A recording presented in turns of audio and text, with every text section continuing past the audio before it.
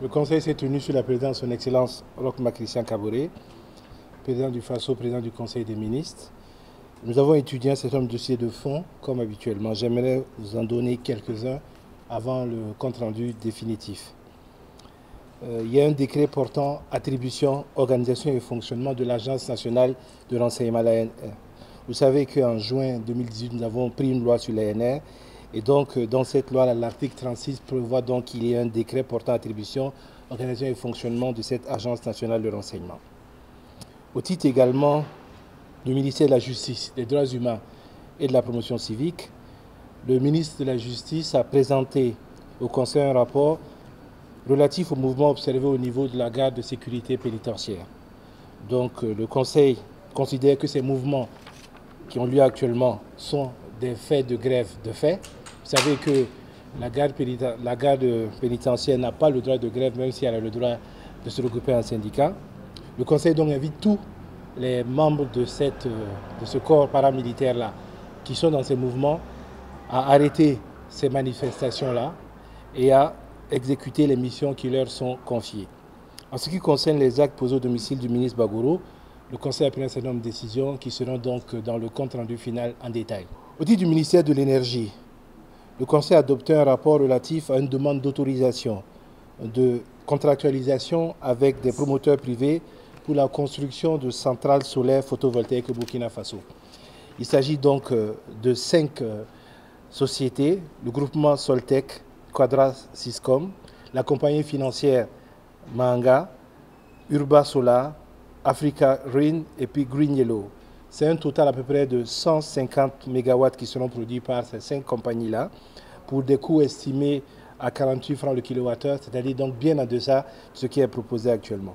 Au titre du ministère du Commerce, de l'Industrie et de l'Artisanat, nous avons adopté un rapport relatif au bilan des mesures portant consommation des produits locaux dans les structures publiques. Vous savez que nous avons une circulaire qui est datée du 13 janvier 2017 et un arrêté daté du 31 janvier 2017 demandant donc aux structures publiques, c'est-à-dire donc les ministères et leurs démembrements, de consommer prioritairement un certain nombre de produits fournis localement.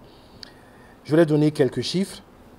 La consommation des produits locaux par les structures donc en 2017 a été estimée à 29 milliards et 796 millions de francs CFA.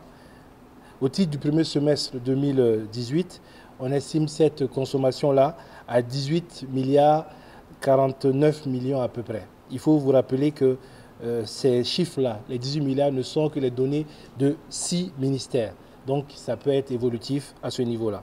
Le Conseil instruit le ministre en charge du commerce d'intégrer à la liste des produits de nouveaux produits, à savoir les pâtes alimentaires produites au Burkina, les sucreries, les jus transformés au Burkina et un certain nombre de produits artisanaux, à savoir notamment les meubles de bureau, etc., qui sont produits localement et qui doivent être prioritairement utilisés donc par nos administrations. Je voudrais rappeler que les produits concernés au départ, c'était le riz local, le nébé, la pomme de terre, l'oignon, la tomate, le sucre, l'huile alimentaire, le haricot vert, le lait et la viande.